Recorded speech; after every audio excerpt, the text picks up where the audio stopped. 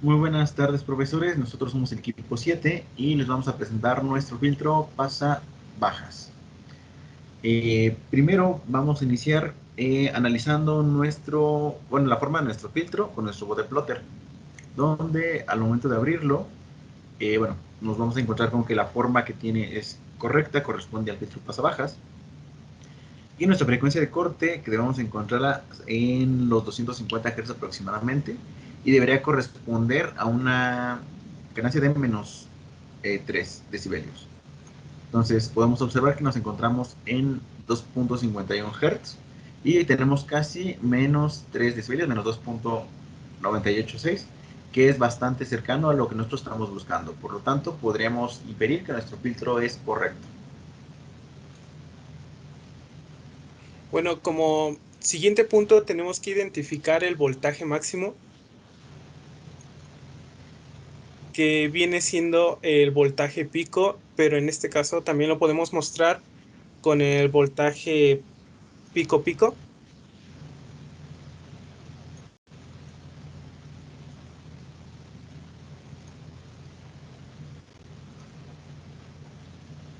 Bueno, aquí como se muestra tenemos 3.92 de voltaje pico pico, donde el voltaje máximo sería de 1.96.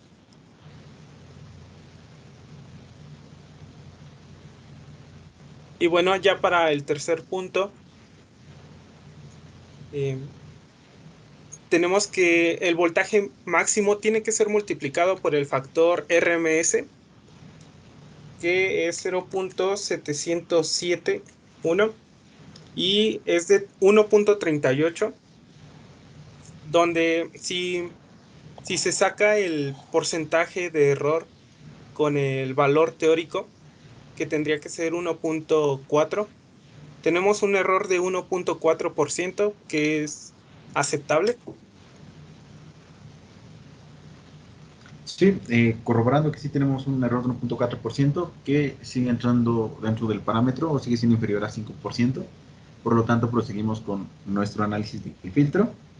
Para el punto número 4 vamos a ubicar los cursores del osciloscopio para identificar el valor de delta que identificamos en el paso 2. En el paso 2 recordamos que nos dio un valor de 3.92. Entonces nos vamos a los cursores.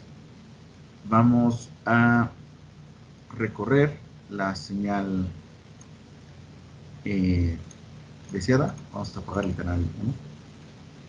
Y observamos que tenemos aproximadamente 3.96. Bueno, ahí está posicionado perfectamente en los cursores. Y nuestro valor de delta corresponde a 3.92 volts, que es exactamente lo mismo que teníamos calculado en el punto número 2. Perdón. Y continuando con el punto número 5, vamos a comenzar con el barrido de frecuencias, iniciando desde 30 Hz y vamos a ir hasta arriba hasta identificar el funcionamiento del filtro en su frecuencia de corte equivalente a 250 Hz. Entonces vamos a ir incrementando de uno en uno. Vamos a observar que la señal se va atenuando un poco.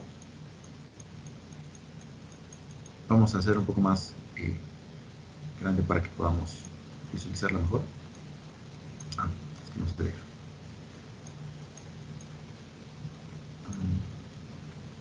¿Qué onda ahí el sobre?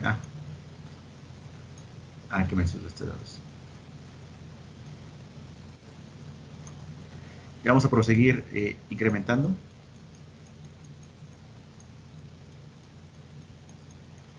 La señal hasta llegar a 250. Inclusive, como podemos observar en este momento, la señal ya se encuentra un poco disminuida, ya empieza a ser atenuada. Entonces seguimos incrementando. Recordando que la frecuencia de corte de este filtro pasabajas es de 250 Hz. A partir del 1.35 ya podemos observar una atenuación un poco más marcada, pero vamos a llegar a los 150 para poder realizar la medición nuevamente. Vamos a reposicionar los cursores.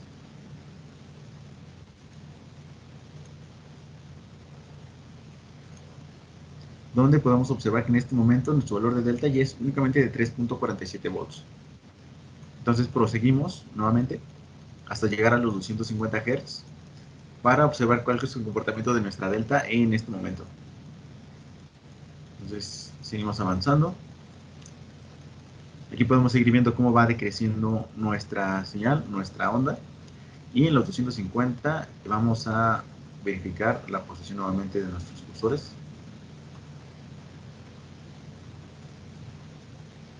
Y observamos que tenemos tentativamente 2.95 volts a los 250 Hz. Para corroborar el funcionamiento del filtro, nuevamente vamos a seguir incrementando hasta llegar a los 300 Hz de manera manual. Seguimos pudiendo observar cómo va decreciendo la señal. Eso significa que nuestro filtro continúa atenuando. Nuevamente aquí en los 300 Hz vamos a realizar la medición nuevamente de nuestra delta. Y aquí observamos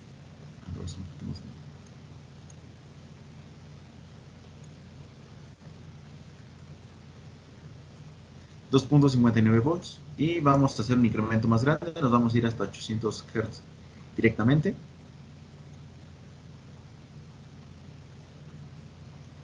Donde vamos a posicionar nuevamente nuestros cursores. Y aquí observamos que el valor de nuestra delta ya corresponde a poco más de 1. Sería aproximadamente de 1.2 volts, 1.19 volts. Entonces corroboramos que nuestro filtro está funcionando correctamente. Bueno, el punto 6, donde se va a identificar en qué frecuencia se obtiene dicha amplitud sobre las deltas y todo eso. Bueno, ya se vio en el punto 5, donde se hizo el barrido de frecuencias, pero para ser más puntual y para que se pueda justificar, hemos hecho la siguiente tabla, donde en la columna A se pueden ver lo que son las frecuencias, en la columna C lo que es el voltaje de salida,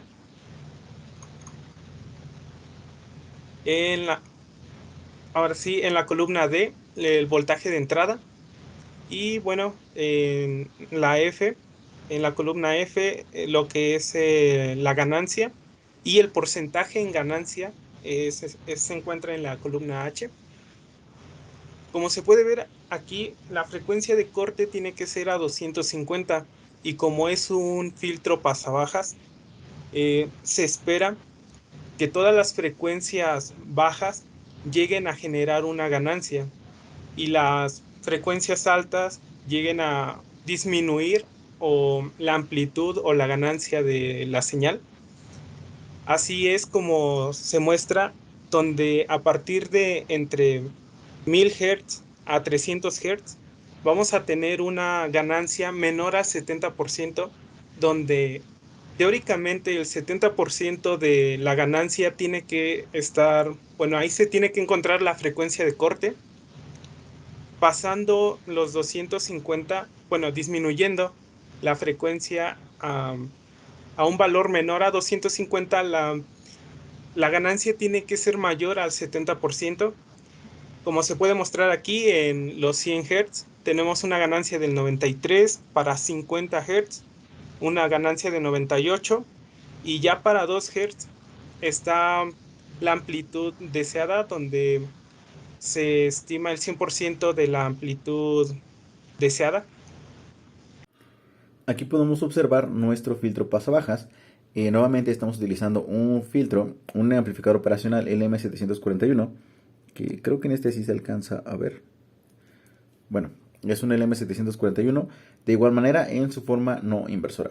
Entonces es relativamente similar a lo que es el filtro pasa altas. Este es un pasa bajas, donde lo único que está variando es la configuración que estamos observando para nuestro filtro, que pues en este el arreglo de capacitor de resistencia es un poco distinto a lo que es el filtro pasa altas.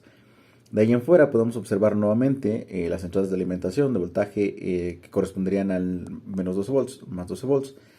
el arreglo de resistencias, donde al realizar el cálculo correspondiente nos dimos cuenta de que en este caso necesitábamos una resistencia que conectara de 6.3 kilo ohms, y la estamos observando aquí de esta manera, que no teníamos para hacerla de manera directa, así que tuvimos que hacer un pequeño arreglo de una resistencia de 5 y una resistencia de 1K. Bueno, la de 5 valía 5.3, entonces dando como resultado nuestros 6.3 kilo ohms. De igual manera, pues estamos observando que la salida de la resistencia que estamos observando aquí se une en conjunto a la patita número 6, que es donde estaríamos obteniendo nuestro voltaje de salida. Y bueno, eso sería todo de este experimento. Así es, esto sería todo. Muchas gracias.